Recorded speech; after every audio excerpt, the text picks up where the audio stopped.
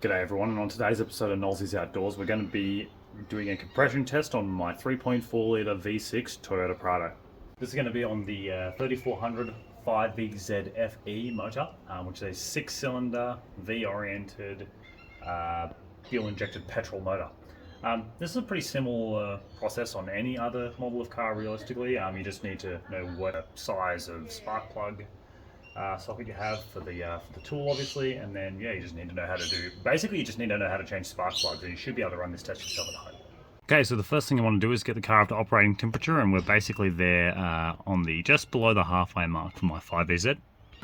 The next thing you're going to want to do now is you want to be able to remove all of your intake pipe. I have got a video for how to do that, but in short, what you need to do is you need to remove this clamp here, that clamp up over here, and then this bung here, and hopefully, without having to unplug any other bits and pieces or whatnot, you should be able to remove this whole entire rubber hose assembly in one go. There is a more detailed removal step how to do that as well, which I've got as a post in my channel. Okay, so now that we have the intake manifold out of the way, what we're going to do is we're going to be removing 1, 2, 3 coil packs with just the nut and bolt combo, making sure that we keep track of which ones we used. And we're going to be unplugging, if we can, from around over this side. We'll move a couple bits and pieces out of the way here to be able to unplug 1, 2, 3 cylinder plug holes, and then we'll squeeze our, then we'll get our spark plugs out and then do our test. So you just undo that bolt there, and then with your thumb, you just unclip this clip here. Probably unclip the clip first, to be honest, that would have made it way easier. Here we are. And then when you pull this coil out here, you just trace this one all the way around, I believe. Oop, we've just let that fall down there. 7 clips to the one in the middle by the feel of it. Yeah, it looks like that one goes to the one in the middle. So it looks like, I'm going to label it out this way. Cylinder 5 goes to 4. So I'm going to grab a permanent marker. 5 go to 4. There you go. Right, so we're making notes of that. We're going to lay out our spark plugs as we bring them out here. So we know that coil pack from cylinder 5 goes over to cylinder 4 when it's plugged back in again. That way we know we're on the same firing order as we're meant to be. Okay, cool. So we've just unplugged and removed the bolt from the cylinder 3. So this one, theoretically, if my maths is correct, will go to cylinder... I want to say this one goes to the one at the back, so that one will unplug from there. That sounds a little bit oily. Oh, just the noise. Cool. That one then goes over to the one at the back. Okay, cool. So that goes to the back one. So that means it's coil pack 3 goes to coil pack 2. And by process of elimination, this one will go back to 6. So it goes 1 to 6, 3 to 2, 5 to 4. These will be unequal lengths. I've just marked which one came off of where, so that one came off of 5, and then I'll pull out the spark plugs and I'll park them next to these numbers here for whichever cylinder they came out of before, just to see if there's any signs of obvious wear in certain cylinders. Okay, now that we've got all of our spark plug leads out in our coil packs, we're now going to remove all the spark plugs. So you have to remove all of these to be able to get this test to be accurate, because that won't be any there won't be there'll be ways for the cylinders to escape air out of the other sides. So, all right, so I've just grabbed a real long extension and a spark plug socket, but also while I've got you, I've actually removed the EFI fuse, which I believe is this one here above these two 20 amps ones. So that one's your ABS, this one is your heater, this one is your alternator. I believe this one here, which I've removed now, is the EFI. So theoretically, when we go to crank this over, no fuel should go into the cylinder banks. So let's remove these spark plugs and lay them out how they are. Okay, so 2 things of note after pulling all the spark plugs out. 1, they're all about the same color, so they're not like any one that's like extra gunked up or anything like that. But I have noticed that whoever's done these last, they're not the correct ones, but at least they work, so these ones will probably be fine to go back in. I will order a set of 6 of the new ones. You're supposed to use, as according to the manual, you're supposed to use the twin prong ones here like this, not the single prongs. So these ones come pre-gapped, but there'll be 6 of them on order pretty soon to replace these with. So what we need to do now is take our hose for our gauge and feed that into each individual spark plug tube at a time. I've got to figure out which size this fitting is supposed to be for those spark plugs. I believe this one to be correct. I believe this is an M10. I could be wrong about that. But yeah, then we're going to go plug in our gauge, which I've just got sitting over there. and then we're going to crank the motor with the EFI unplugged so that we can see if there's any discrepancies between the cylinders for compression. There we go. Now threaded. Yep, that was definitely the correct one. 100%, 100%. That seems to be snug as it wants to be. Let's get this. On. Cool as so. The other thing I've noticed about these is apparently when the throttle is wide open, like when you hold the throttle to the floor, it'll put it into like a flooded mode where like the ECU will think, oh, the car's flooded, and it won't throw any fuel in there. But I've removed the EFI just in case. We're going to see how that goes. So I'm going to crank this over 8 times now. I'm going to get 8 cranks to see if I can get this gauge up to hopefully about 180 psi in each 6 cylinder. I'm going to do all that in one hit.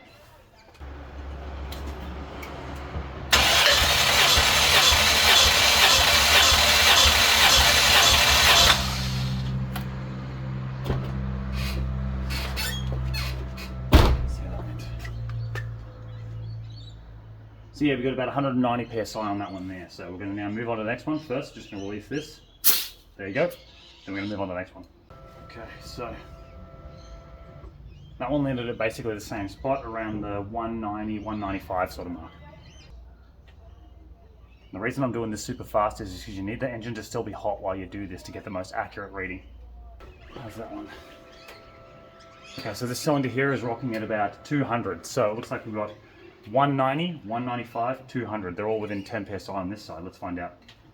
What we're looking for is a difference of more than 10%, so more than 20. So if it says 175 on any of these, then we've got issues. So this dial over here says 190 on that one there. On here, yeah, it's all within 5 degrees so far. It's like, I think the biggest one was that 200 one, so it went 190, 195, 200, 190. Now here is another 190. So looking pretty good so far. Hopefully this last one doesn't say anything bad about it, and we'll go from there. Let's see. Moment of truth. Oh, that's not good. So this cylinder here has come up at a compression reading of what appears to be about 170. That's 30 psi less. So, engine's still pretty warm. Yeah, it's still pretty warm. I'm going to have to do some further investigation into that, but that's not good. That's not good. Out of curiosity, I'm going to set it up again, crank it again, just to see if it was user error, and then if I can repeat the same number again, we'll go from there. All right. Yeah, it's reading the same amount of number. It's maybe at the 175, 180 mark. So cylinder number 2 on my diagram is reading about 15 psi less than the rest of them, which is not super bad, but it could be because that's the last one I've tested and it's cold. I'm gonna put it all back together, get it up to running operating temperature again, because we probably lost a bit of heat there. Yeah, we have. The engine's cooled down a little bit there. I'm going to put it all back together, heat the engine up again. Then what I'm going to do is I'm going to test specifically that cylinder again, and then see if I can bring, if it's back up to 190 or if it's like still 175. If that's still 175, I'm probably going to have to go consult someone to get a head gasket done. Okay, so after running the pass a second time, we had first 190, 195, 200, 190, 197, 175 is how the order went when I did it first time around. This time around, the second time, I went from here backwards. So I went first with this and I got 200, 195, 200, 205, 200, 190. The biggest gap between it is here and here, which is 15, which is less than 10%. So theoretically, that means that the compression is perfectly healthy in this engine. So that's really, really good to see. We just left it a bit long before we did that one there instead. Now this is my only first time ever doing this test, but I believe that I've done it perfectly correct. So now what we're going to do, we're going to show you how to put it all back together, and then you get your car back to running order. Okay, so the first part about putting this back together is going to be, definitely, first, we're going to put all the spark plugs back in, and we're going to make sure that we put the same spark plugs back in the same sockets they went. So that's 2, 4, and 6, which is 2, 4, and 6. Then we're going to go 1, sorry, 5, 3 and 1, which is obviously the opposite side, is all mapped out here on this little notepad I have. Again, you want to use a notepad definitely, because it's just easier to do it that way if you do it there instead.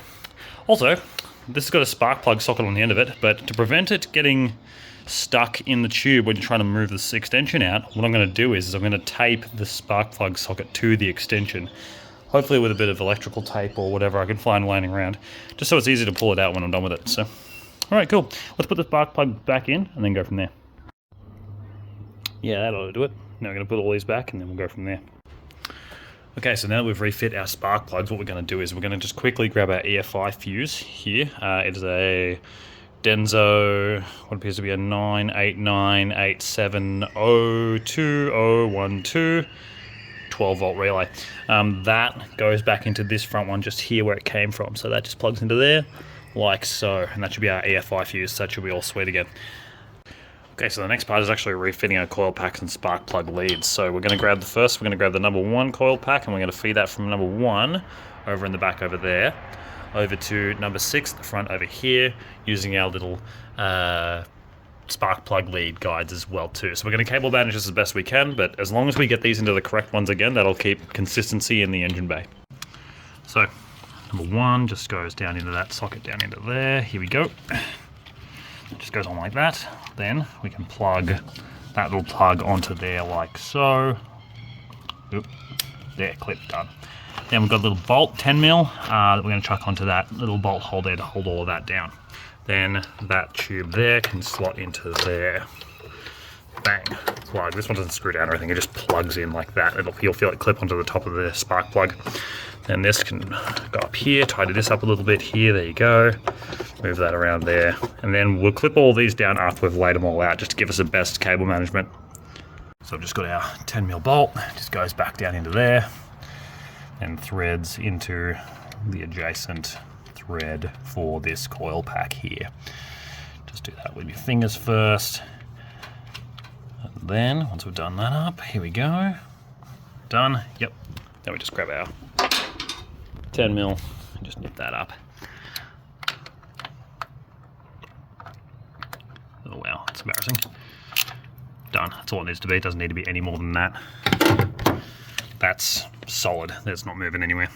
Surrounding it around a cylinder 2 is a little harder. You just got to navigate your way through here like this, and then basically what you want to do is you want to get this to a point where you've got enough cable that you can grab this whole spark plug tube, probably with your right hand, and then just squeeze it up. And then this tube has to go into, get a good angle on that there. Oh, it's real hard to see in there, I know. You just got to get that down into there. It's just about getting the right angle on it, but it's a little bit tricky just because of the way it's located. But there we go. That's it, done. Great, okay, cool. So yeah, cylinder 3, so the middle cylinder coil pack, on the other side comes around the front and goes to the back. That's where that lands. Okay, yeah, now we fit all these ones up. So yeah, just remember it's the same across all 3 of these, just making sure that you connect the correct coil pack lead to the opposite side, so that's all sweet. We've got plugged in, screwed down with a 10mm, that coil pack. This one goes over to cylinder 6, which is the front one on the other side, and this one goes to the back, then this one goes to the middle. Yes, 100% from memory. Yeah, just to recap, that one goes to the front one over here, that one goes to the back one over here, and then number 5 goes over to the middle one over here, just another map for where the coil packs are meant to be plugged into. Let's refit our intake pipe and then crank it and see how we went. To make things a little easier for myself, what I've done is I've removed the larger front expansion chamber just over here, to give me enough room to be able to squeeze it in. I'm going to attack it by squeezing it in first, this larger hose onto the back of the MAF, and then the big one onto the throttle body. Then I'm going to plug that up, then I'm going to refit that after all tightening it up. So a bit hard to do it one-handed, so I'm going to put the camera down and then put that up. Okay, yeah, so I've just bunged that one back onto there. I've got this hose clamp ready to go onto the throttle body here, that's all sweet. Then I've got to do this one up. So it's only three clamps I need to do up. So that's a 10mm, I believe. I believe that's a 10 mil as well, and I believe that there is a 7 mil. I could be wrong, or it could be like 3/4 inch or whatever, you know. So I believe it's 7. So once I do up that, and do up that, I'll refit the expansion chamber and plug in the 2 hoses that go into it, and then that's basically the job done. So we should be. Well, we'll crank it at the end to make sure it's correct.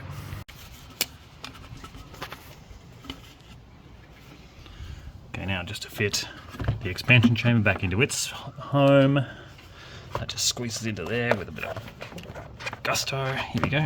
Oh, yep. Squeeze that into there until we get to a sensible amount. That's all sweet. And then that one there plugs onto that. Here we go. This is very difficult to do while holding a camera. And then that one plugs onto there. When it wants to reach it, for whatever reason it's not reaching it.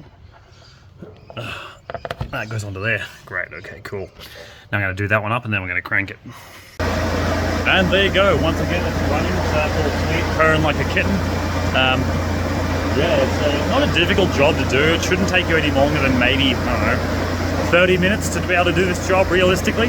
But again, it's time sensitive, so just get some gear together, get ready to go. Thanks again for tuning in to Nolsey's Outdoors. If you like this video, feel free to like, comment and subscribe. Cheers. Get a load of this degeneracy. I've got a bloody Ozito power tool here, and I've got the wrong rated socket on an adapter that's also not correct. Oh my god. This is the cowboy method. Ready? Don't try this at home. Well, that was easy.